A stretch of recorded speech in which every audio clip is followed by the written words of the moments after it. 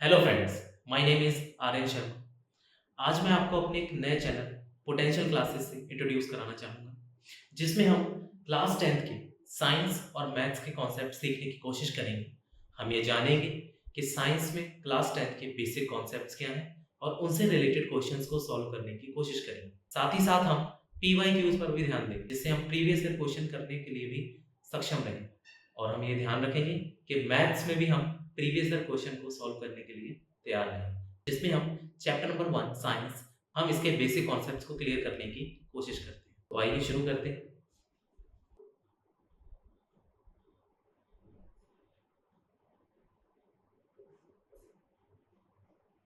Chapter number 1 chemical equations and reactions, इस chapter का नाम है।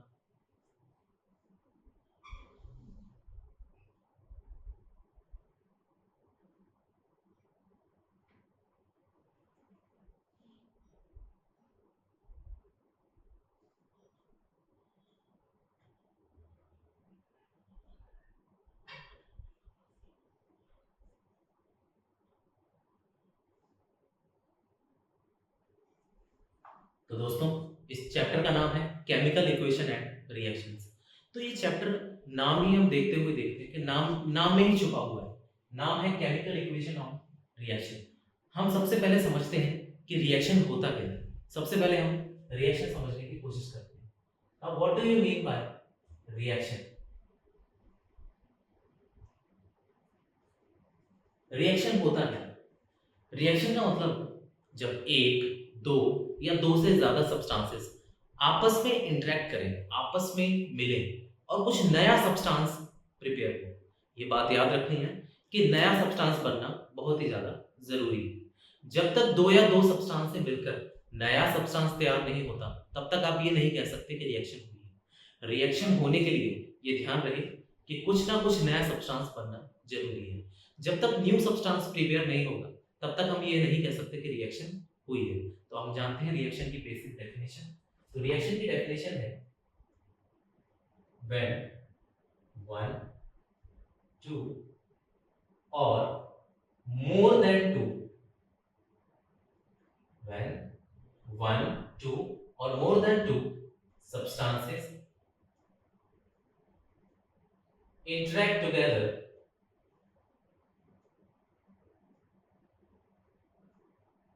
to form a new substance,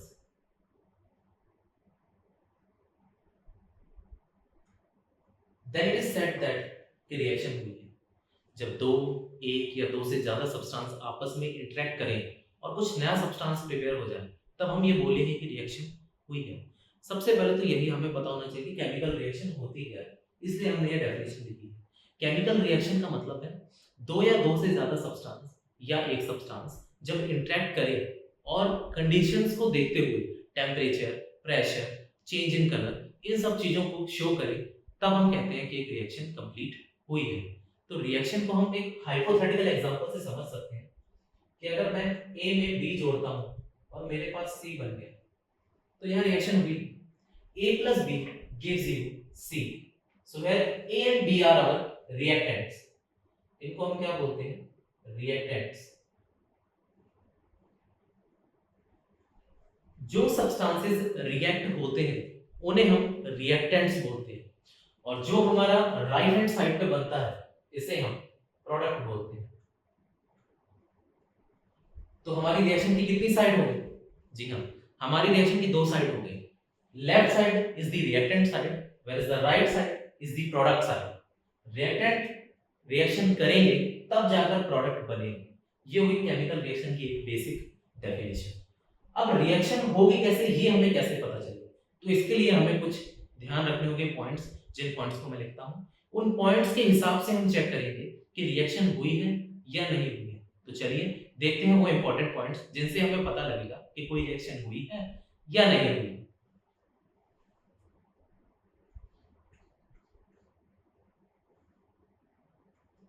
Some important points to remember.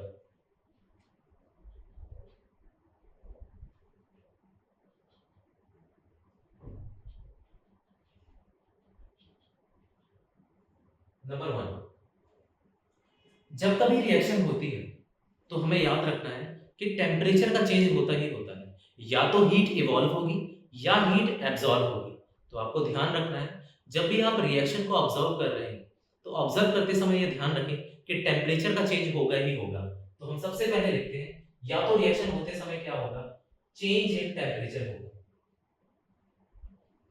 सबसे पहला पॉइंट क्या आता है कि अगर रिएक्शन हुई है तो टेम्परेचर चेंज हुआ ही हुआ है, बिना टेम्परेचर की रिएक्शन हो ही नहीं सकती। ये हम आगे पढ़ेंगे, इसके ऊपर भी टाइप ऑफ रिएक्शंस हम पढ़ेंगे कि टेम्परेचर से रिलेटेड टाइप्स ऑफ रिएक्शन कैसे होती हैं। फिलहाल हम ये समझते हैं कि रिएक्शन के बेसिक रूल्स क्या हैं। अगला पॉइंट ये है कि जब भी कोई रिएक्शन होगी तो चेंज इन पीएच देखने को भी मिलता है। अब आप कहेंगे कि पीएच क्या होता है? हमने अभी तक 9th क्लास तक पीएच के बारे में इतना नहीं पढ़ा, पर हम क्लास 10th के सेकंड चैप्टर में ये पढ़ेंगे कि पीएच होता क्या है। फिलहाल मैं आपको ये बता दूं कि पीएच जो है ये रिलेटेड है एसिड और बेस से। अब एक सब्सटेंस होता है एसिड और एक सब्सटेंस होता है बेस। एसिड वो सब्सटेंस होते हैं जो सॉल्यूशन में H पॉजिटिव आयंस की कंसंट्रेशन को इंक्रीज करते हैं, वेयर एज बेस वो सब्सटेंस होते हैं जो किसी भी सॉल्यूशन में OH नेगेटिव आयंस की कंसंट्रेशन को इंक्रीज करते हैं। हालांकि इनको हम डीपली कॉन्सेप्ट को क्लियर करेंगे सेकंड चैप्टर में। फिलहाल आपको पता होना चाहिए कि दो तरह के सब्सटेंस होते हैं, एसिड और बेस। अब मैं बात करूं पीएच की, तो एसिड की पीएच लो होती है और बेस की पीएच हाई होती है। तो जब भी कोई रिएक्शन होगी तो उसकी पीएच चेंज होती है, या तो एसिड से बेस की तरफ जाती है या बेस से एसिड की तरफ। तो इस तरह आप पीएच को चेक कर कर भी ये देख सकते हैं कि रिएक्शन हुई है या नहीं हुई है। थर्ड पॉइंट हम अगर चेक करें तो हम थर्ड पॉइंट देखते हैं कि चेंज इन कलर। ये भी one of the most important topic, one of the most important point जिसको हम बोलेंगे कि जब रिएक्शन होती है तो कोई ना कोई कलर चेंज होगा ही होगा। कलर ब्लू से ग्रीन हो जाएगा, येलो से ग्रीन हो जाएगा, रेड से येलो हो जाएगा। काफी कलर चेंजेस आपको देखने को मिलेंगे जब रिएक्शन होती है। तो ये बात याद रखनी है कि रिएक्शन क्या होगी, रिएक्शन में कलर चेंज होता ही होता है। अब हम आगे देखते हैं इसका फोर्थ पॉइंट, हम देखेंगे चेंज इन स्टेट। अब चेंज इन स्टेट का क्या मतलब है? चेंज इन स्टेट का मतलब है या गैस से लिक्विड बनेगा, लिक्विड से वेपर्स बन सकते हैं, वेपर्स से लिक्विड बन सकते हैं, या लिक्विड से सॉलिड।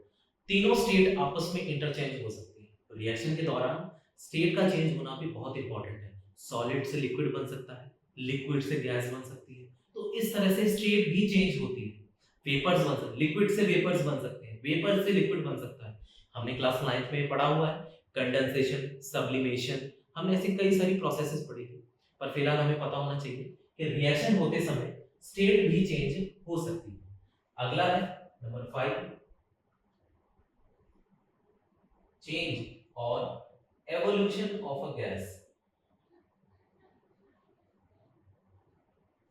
जब कोई रिएक्शन होगी तो उसमें से कोई ना कोई गैस इवॉल्व होने के चांसेस रहते हैं। तो आप इससे भी अंदाजा लगा सकते हैं, अगर रिएक्शन होने के दौरान किसी गैस को इवॉल्व होने को आप अगर ऑब्जर्व कर पा रहे हैं, कोई गैस निकलती हुई आपको ऑब्जर्व हो रही है, इसका मतलब रिएक्शन हुई है। तो ये हमारे कुछ इंपॉर्टेंट पॉइंट्स हैं जिनसे हम पता लगा सकते हैं कि केमिकल रिएक्शन हो रही है या नहीं हो रही है। तो अब हम आगे चलते हैं, रिएक्शंस को और डीपली पढ़ते हैं। तो हमने अभी तक पढ़ा कि रिएक्शन होती क्या है और रिएक्शन होने के इंपॉर्टेंट पॉइंट्स क्या हैं जिनसे हमें पता लगे कि रिएक्शन हो रही है या रिएक्शन नहीं हो रही है। अब हमें पढ़ने हैं टाइप्स ऑफ रिएक्शन। तो बेसिकली हमारे सिलेबस में 4 टाइप्स ऑफ रिएक्शंस हैं जिनके बारे में हमें पढ़ना है। वो 4 टाइप ऑफ रिएक्शंस हैं।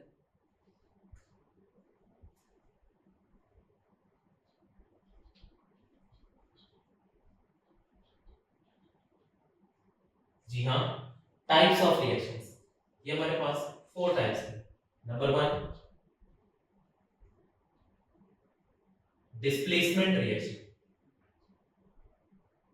Number 2, double displacement reaction.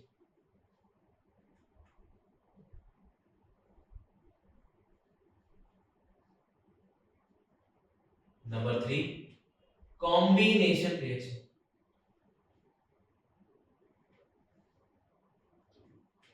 और number 4, decomposition reaction.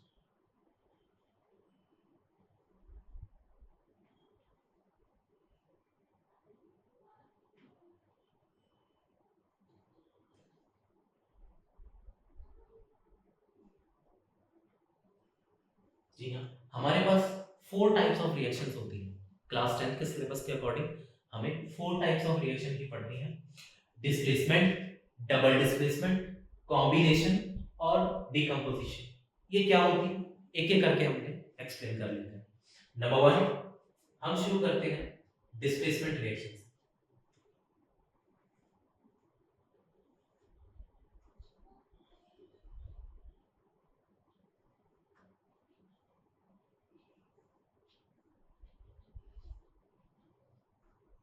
Ji, what I mean by displacement reaction? बहुत आसान, इजी, बहुत ही आसान तरीके से हम इसे समझने की कोशिश करते हैं। डिस्प्लेसमेंट का हिंदी में मतलब होता है जब एक बहुत पावरफुल पर्सन एक कम पावरफुल पर्सन को उसकी जगह से हटा दे। उसी प्रकार उसी टाइप से केमिस्ट्री में भी अगर एक ज्यादा रिएक्टिव एलिमेंट एक कम रिएक्टिव एलिमेंट को क्या कर दे, डिस्प्लेस कर दे, उसको उसके सॉल्यूशन से हटा दे, तब हम क्या बोलते हैं कि केमिकल रिएक्शन किस तरह की है, वो डिस्प्लेसमेंट है। डिस्प्लेसमेंट का मतलब है जहां पर एक मोर रिएक्टिव एलिमेंट एक लेस रिएक्टिव एलिमेंट को उसके सॉल्यूशन से बाहर कर देगा और खुद उसकी जगह ले लेगा। तो इसको हम इंग्लिश में कैसे लिखेंगे? इसकी डेफिनेशन हम लिखेंगे when a more reactive element when a more reactive element displace a less reactive element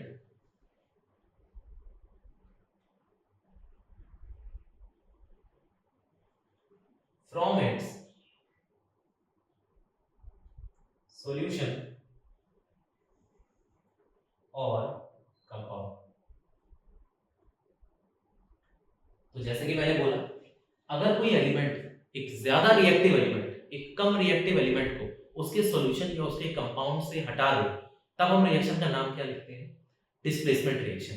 जैसे कि हाइपोथेटिकल एग्जांपल की अगर हम समझे, तो मेरे पास एक कंपाउंड AB था, मैंने इसमें C डाला, तो मेरे पास being कि C is more reactive than A, C being more reactive than A will displace A, C A को डिस्प्लेस करेगा और खुद B के साथ जुड़कर B C बन जाएगा और A हो जाएगा रिएक्शन से बाहर।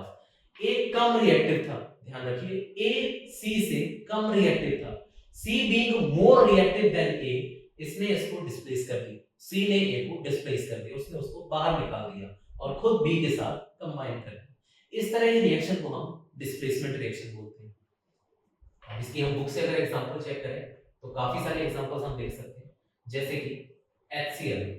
अगर हम HCl में सोडियम को ऐड करें तो सोडियम हाइड्रोजन से ज्यादा reactive, sodium being more reactive than hydrogen will displace hydrogen, sodium hydrogen को यहां से डिस्प्लेस कर देगा और खुद उसकी जगह ले लेगा। जैसे कि NaCl और हाइड्रोजन क्या हो जाएगा, बाहर हो जाएगा। हम इस रिएक्शन को बैलेंस भी कर सकते हैं।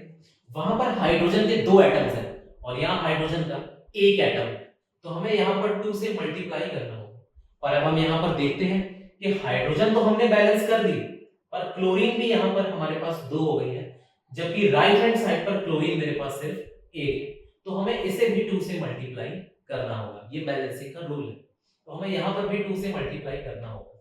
पर हम यहां पर फिर देखते हैं एक प्रॉब्लम कि सोडियम यहां पर 2 हो गए हैं और यहां पर 1 है, तो इस सोडियम को भी हमें 2 से क्या करना होगा, मल्टीप्लाई करना होगा। जब हम सोडियम को 2 से मल्टीप्लाई करेंगे, अब ये रिएक्शन परफेक्टली बैलेंस्ड है। हम इसी चैप्टर में आगे बैलेंसिंग के कॉन्सेप्ट्स भी समझेंगे कि किसी रिएक्शन को बैलेंस कैसे करना है। फिलहाल मैंने आपको बताया कि बैलेंसिंग का मतलब है रिएक्टेंट साइड और प्रोडक्ट, माफ कीजिएगा, रिएक्टेंट साइड और प्रोडक्ट साइड, दोनों साइड नंबर ऑफ एटम्स क्या रहने चाहिए, सेम। हर एक एटम का नंबर लेफ्ट हैंड साइड और राइट हैंड साइड पर बराबर होना चाहिए। हम यहां पर देख पा रहे हैं हाइड्रोजन 2, यहां भी हाइड्रोजन के 2 एटम्स, यहां क्लोरीन 2 एटम्स, यहां भी क्लोरीन के 2 एटम्स, यहां सोडियम के 2 एटम और यहां भी सोडियम के 2 एटम। ये रिएक्शन परफेक्टली बैलेंस्ड है। हम चलते हैं बैक अपने टॉपिक पर, बैलेंसिंग से हटकर कि रिएक्शन किस तरह की है। ये रिएक्शन है डिस्प्लेसमेंट रिएक्शन, जहां पर सोडियम ज्यादा रिएक्टिव होने की वजह से उसने हाइड्रोजन को बाहर कर दिया और खुद क्लोरीन के साथ जुड़ गए।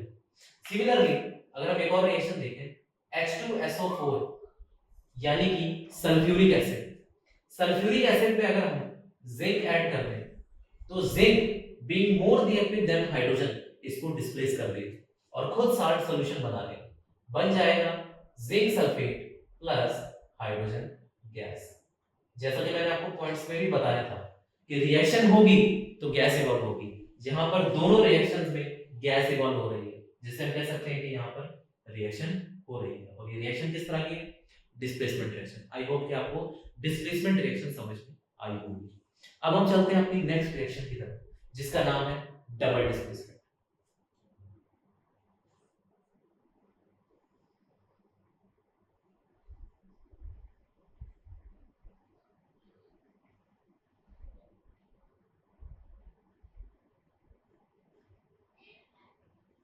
Double displacement when two compounds when two compounds exchange their respective ions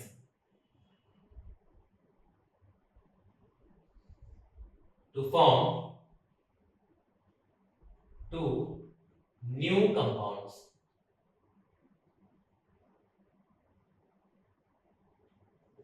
मैंने अभी भी डेफिनेशन लिखी। When two compounds exchange their respective ions to form two new compounds, reaction is said to be double displacement. अब इसका मतलब क्या हुआ? जब दो कंपाउंड्स आपस में ही आयंस को एक्सचेंज कर ले। आयंस का मतलब कैटाइन और एनाइन। अब हम इसको समझते हैं। सपोज मेरे पास एक कंपाउंड है AB और मैंने इसमें ऐड किया CD। अब यहां पर क्या होगा? यहां पर ये भी आयनिक कंपाउंड है, ये भी एक आयनिक कंपाउंड है। ए के ऊपर हम चार्ज ऐड करते हैं प्लस और बी का नेगेटिव, यहां C प्लस और D नेगेटिव। अब जो पॉजिटिवली चार्ज आयन होते हैं उनको हम कैटाइन बोलते हैं और जो नेगेटिवली चार्ज आयंस होते हैं उनको हम एनाइंस बोलते हैं। फिर से हम देखें कि अगर कोई पॉजिटिव चार्ज आयन है तो उसको हम कैटाइन बोलते हैं, ये बेसिक है। और अगर कोई नेगेटिवली चार्ज आयन है तो उसको हम एनाइन बोलते हैं।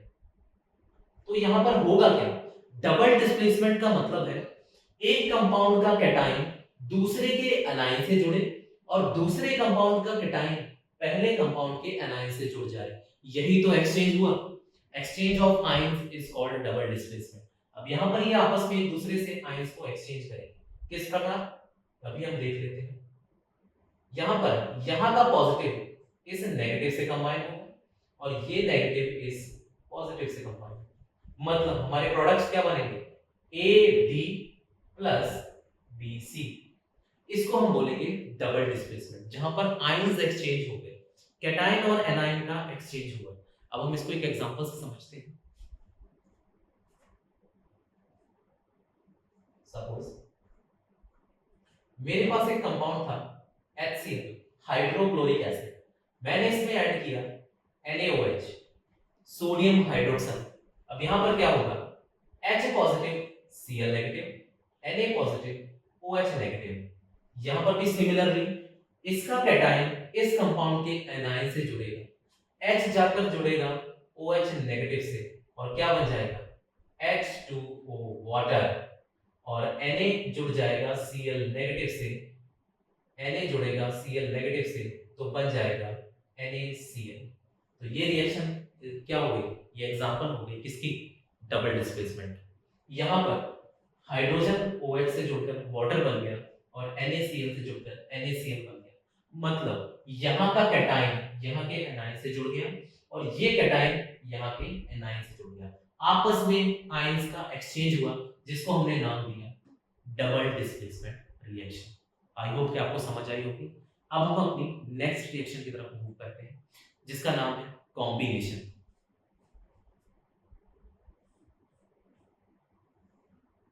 थर्ड रिएक्शन जो हमारी है वो है कॉम्बिनेशन। कॉम्बिनेशन रिएक्शन, कॉम्बिनेशन जैसे हमें पता है किसी चीज को कंबाइन करना। यहां पर होगा क्या? when two smaller molecules when two smaller molecules combine to form a larger molecule.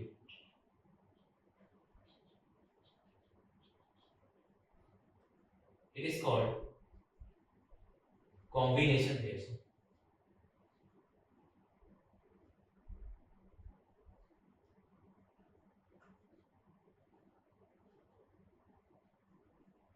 इसका हम एक हाइपोथेटिकल एग्जांपल समझते हैं। अगर मैंने A में B को जोड़ा और मेरे पास बन गया AB, मतलब दो छोटे मॉलिक्यूल आपस में जुड़कर एक बड़ा मॉलिक्यूल बन जाए तो उसको हम क्या बोलेंगे? रिएक्शन क्या हो रही है? कॉम्बिनेशन। दो छोटे छोटे मॉलिक्यूल्स जुड़कर एक लार्ज मॉलिक्यूल AB तैयार हुआ, इसको हम क्या बोलेंगे? कॉम्बिनेशन। इसका हम एग्जांपल देखते हैं। जैसे कि अगर मैं कार्बन में ऑक्सीजन को ऐड करता हूं तो मेरे पास बनता है CO2, कॉम्बिनेशन का एग्जांपल। हम इस चैप्टर की एक्टिविटीज के एग्जांपल भी चेक कर लेते हैं, जो मैं आपको आगे एक्टिविटीज समझाते हुए भी फिर से दोबारा पढ़ाऊंगा। जैसे कि एक एग्जांपल है, अगर मैं कैल्शियम ऑक्साइड में CO2 को जोड़ दूं तो मेरे पास बनता है calcium carbonate. Calcium oxide plus carbon dioxide हमें क्या देता है? Calcium carbonate. रिएक्शन किस प्रकार से हुई अभी देख लेते हैं। जब ये कैल्शियम और कार्बन जुड़े तो बना कैल्शियम कार्बन। यहां पर दो ऑक्सीजन थी, यहां पर एक ऑक्सीजन। ये ऑक्सीजन यहां चली गई तो यहां दो थी, एक और आ गई तो कितनी ऑक्सीजन हो गई? 3। तो कंपाउंड बन गया CaCO3। और इसका एक स्पेशल नाम भी है। कैल्शियम कार्बोनेट को हम लाइमस्टोन बोलते हैं। इसका एक कॉमन नाम है लाइमस्टोन और इसका केमिकल नेम है कैल्शियम कार्बोनेट। और कैल्शियम ऑक्साइड जो कि हमने रिएक्टेंट वाले साइड पर लिखी हुई है, ये है हमारी कैल्शियम ऑक्साइड। कैल्शियम ऑक्साइड को हम क्विकलाइम भी कहते हैं। सेकंड चैप्टर में हम इसे ज्यादा डिटेल में पढ़ेंगे, फिलहाल आपको इसका नाम याद रखना है। कैल्शियम ऑक्साइड को हम क्विकलाइम बोलते हैं और कैल्शियम कार्बोनेट को हम लाइमस्टोन बोलते हैं। तो ये भी एक एग्जांपल हो गई किसकी? कॉम्बिनेशन, जहां पर दो छोटे मॉलिक्यूल जुड़कर एक लार्ज मॉलिक्यूल का फॉर्मेशन हुआ। अगर एक लार्ज मॉलिक्यूल फॉर्म हो रहा है दो छोटे स्मॉल मॉलिक्यूल्स से, तो हम रिएक्शन का नाम क्या रखते हैं? कॉम्बिनेशन। काफी इजी रहा। अब हम चलते हैं अगली रिएक्शन की तरफ। आई होप कि आपको ये समझ आएगी। हमारी अगली रिएक्शन है डीकंपोजिशन।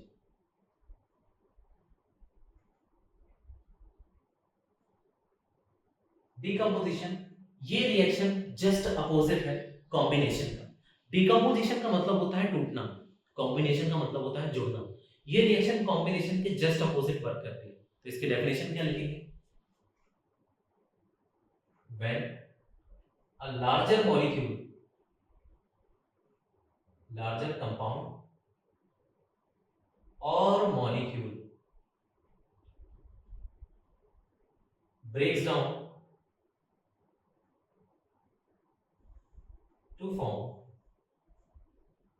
smaller molecules,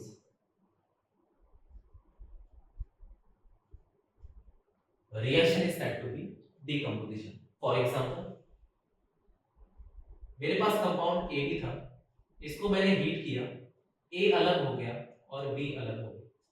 तो ये किसके एग्जांपल है? ये डीकंपोजिशन है। यहाँ पर एक लार्जर मॉलिक्यूल टूटकर दो छोटे हिस्सों में विभाजित हो गया, डिवाइड हो गया, डिकम्पोज हो गया या डिसोसिएट हो गया, एक ही बात है।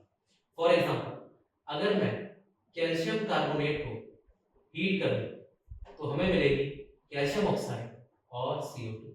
हमने हीट की मदद से इस कंपाउंड को ब्रेक किया, डिकम्पोज किया और हमने दो छोटे स्मॉलर मॉलिक्यूल्स में इसको ब्रेक डाउन कर दिया। एग्जांपल इसकी है डीकंपोजिशन। तो डीकंपोजिशन का मतलब है जब एक बड़ा मॉलिक्यूल दो छोटे मॉलिक्यूल्स में डिवाइड हो जाए, उसको हम किस रिएक्शन का नाम देते हैं? डीकंपोजिशन का नाम देते हैं। इसके हम एक और एग्जांपल भी पढ़ सकते हैं। हम चैप्टर में एक एक्टिविटी पढ़ेंगे जिसको मैं यहाँ पर डिफाइन करता हूँ, उसको मैं वहां पर दोबारा भी पढ़ाऊँ। फिलहाल हम उसको डिफाइन करते हैं। अगर मेरे पास लेड नाइट्रेट हो, दिस इज लेड नाइट्रेट।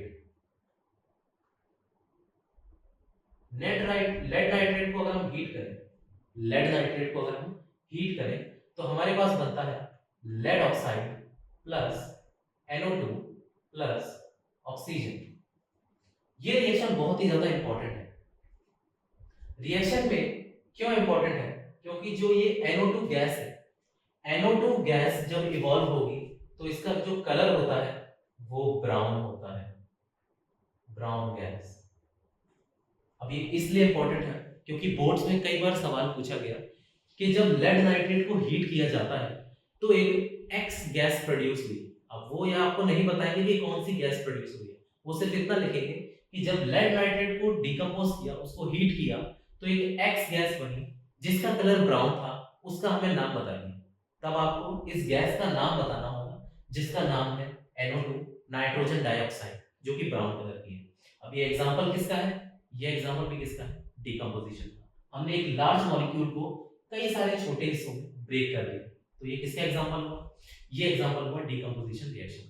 इसलिए हमें इसको याद रखना है और इसके कलर को भी याद रखना है कि ब्राउन कलर की गैस यहाँ पर प्रोड्यूस होती है। आई होप कि आपको डिकम्पोजिशन रिएक्शन की समझ में आई होगी। डिकम्पोजिशन रिएक्शन कई तरह की है। अब ये डिपेंड करता है कि हमने कंपाउंड को तोड़ा किस तरीके से। अगर हमने इस कंपाउंड को हीट से तोड़ा है तो इसका एक पर्टिकुलर नाम होगा। अगर हम इसको लाइट की मदद से तोड़ेंगे तब इसका एक पर्टिकुलर नाम होगा, और अगर हम इसको इलेक्ट्रिसिटी की मदद से तोड़ेंगे तब इसका अलग नाम होगा। इस तरह से डिकम्पोजिशन 3 तरह की होती है, जो हम नेक्स्ट वीडियो में पढ़ेंगे। फिलहाल के लिए आप इतना रिवाइज करें और मैं अगली वीडियो में आपको डिकम्पोजिशन के 3 टाइप्स पढ़ाऊंगा और आगे इसके कॉन्सेप्ट्स क्लियर करने की कोशिश करूंगा। आई होप कि आज की वीडियो में आपने काफी कॉन्सेप्ट्स क्लियर करे होंगे। धन्यवाद। मैं इस चैनल के माध्यम से आपको आगे भी लगातार अपडेट्स देता रहूंगा और इस सीरीज को ऐसे ही कंटिन्यू चलाऊंगा। आज के लिए धन्यवाद। मैं आपसे विदा लेता हूं। अगली वीडियो में हम डिकम्पोजिशन के टाइप्स पढ़ेंगे और इस चैप्टर के आगे के कॉन्सेप्ट्स भी क्लियर करेंगे। Thank you.